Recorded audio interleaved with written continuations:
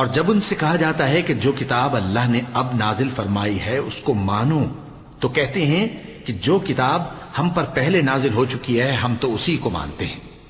یعنی یہ اس کے سوا اور کتاب کو نہیں مانتے، حالانکہ وہ سراسر سچی ہے، اور جو ان کی آسمانی کتاب ہے اس کی بھی تصدیق کرتی ہے۔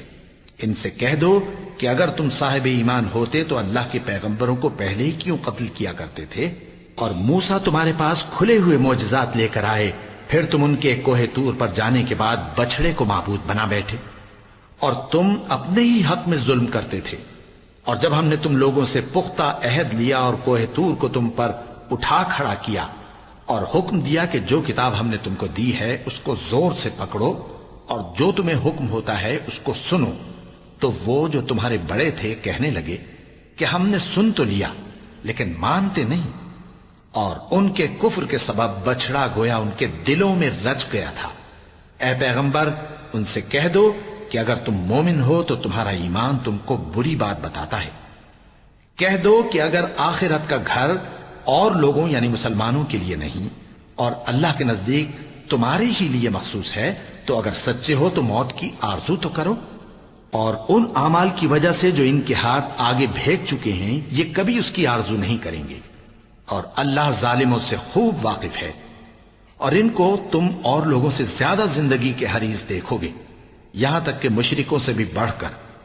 ان میں سے ہر ایک یہی خواہش کرتا ہے کہ کاش وہ 1000 برس جیتا رہے،